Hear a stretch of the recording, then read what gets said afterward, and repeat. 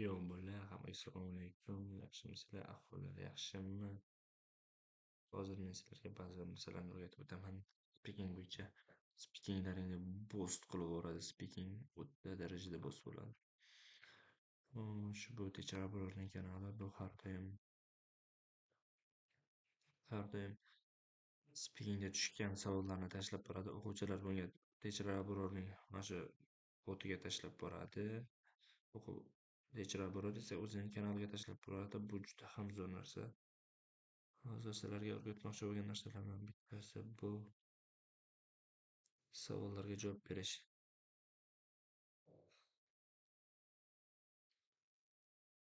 Xo'p, birinchi savolni ko'rib beramiz. Part 2 savollarga javob berish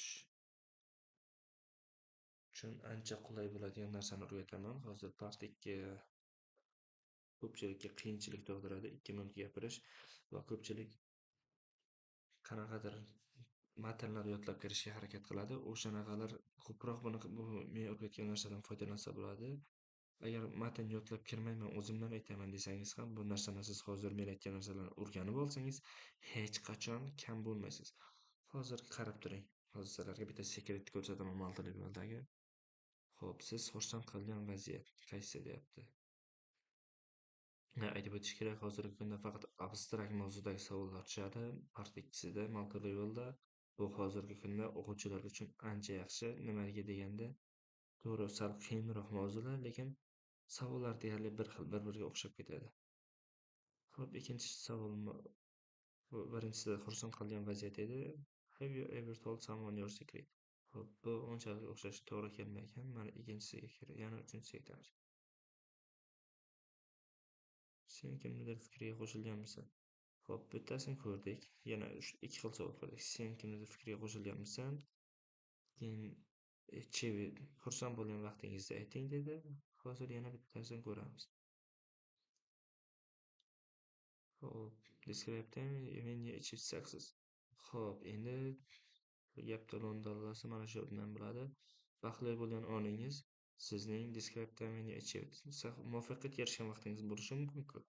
Bu normal holat hisoblanadi va ikkita savolga bitta javob aytib chiqsangiz bo'ladi. Yana describe time when you achieve. Xo'p, bu ham xuddi shu savollarga o'xshaydi. Yana ko'ramiz. Xursandchilik qilgan kunlari haqida gapir va pastda shunga o'xshash savollar. Masalan, xursand bo'lgan vaqtimizda gapirishimiz kerak bo'lsa, shu muvaffaqiyatga erishgan paytimizda aytib o'tsak bo'ladi. Savollar bir-biriga o'xshash tushadi, ham savollar birga-bir ko'pga ham tushish ehtimoli katta. Shuning uchun shunga o'xshash kanallarga obuna bo'lib qo'yib, kuzatib borsalaringiz kam bo'lmaydi. Hayotingizdagi eng baxtli kuningiz. Hayotingizdagi eng baxtli kuningiz muvaffaqiyatga erishgan vaqtingiz bo'lishi mumkin-ku. Bu normal holat yana. Yana shunaqa savol tushyapti. Hozir ikkitasiga javob berib bo'lmasa, lekin 4-6 talar ko'rgan bo'lsak, 4 tasiga bitta mavzu javob berishi mumkin, ikkitasiga o'xshamasligi deydi. 6 ta degani, 4 ta degani 4 taga bitta javob berib ketish mumkin degani bu dahshat-ku. Hozir yana bitta sani bironta narsadan yoki biron odamdan kechishga majbur qilgan vaziyat. Narsadan yoki biron bir odamdan kechishga majbur qilgan vaziyat. Bu endi sal o'xshamayapti, lekin boshidagi savollarga o'xshab ketadi. O'qib o'tib ketganlarimizga e'tibor qilsalar.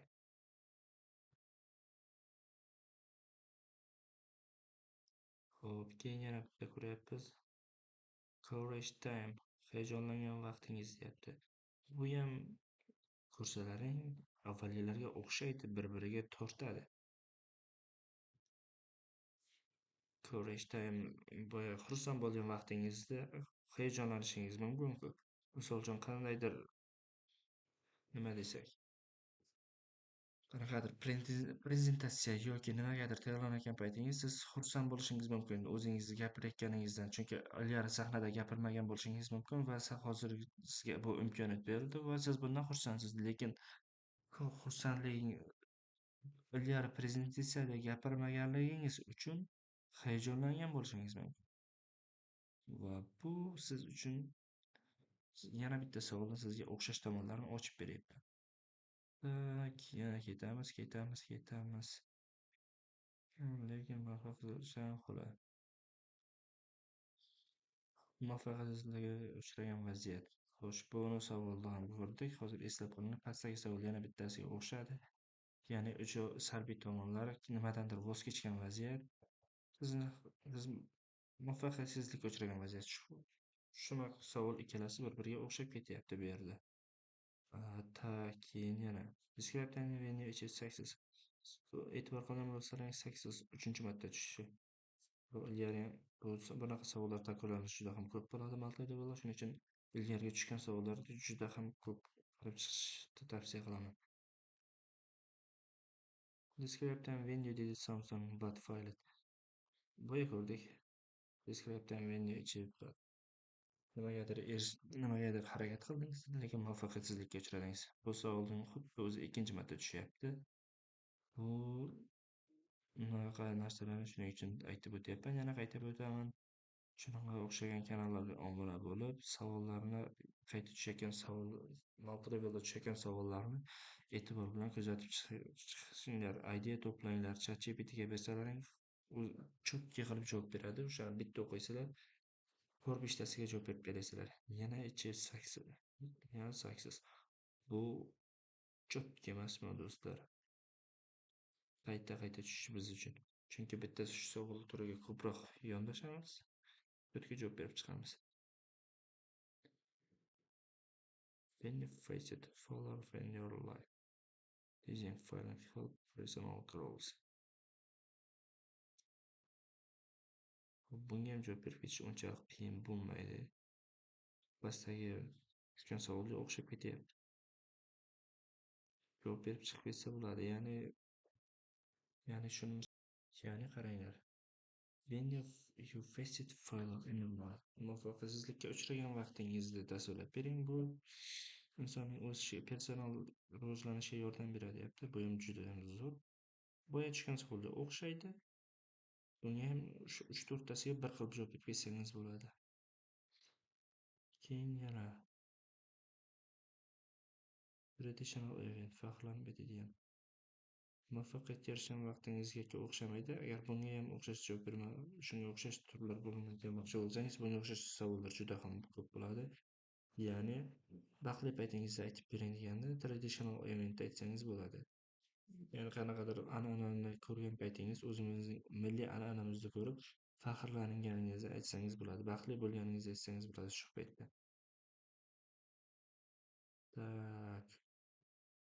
Achieve it the goal. Success bilan goal endi bitta narsa.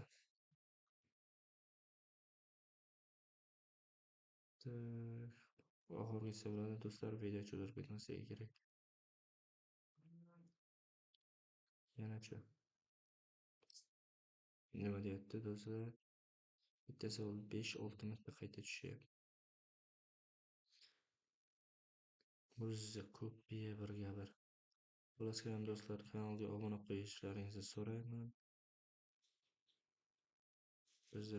Biz harakatdan to'xtamaymiz, siz ham rivojlanishdan hech qachon to'xtamang.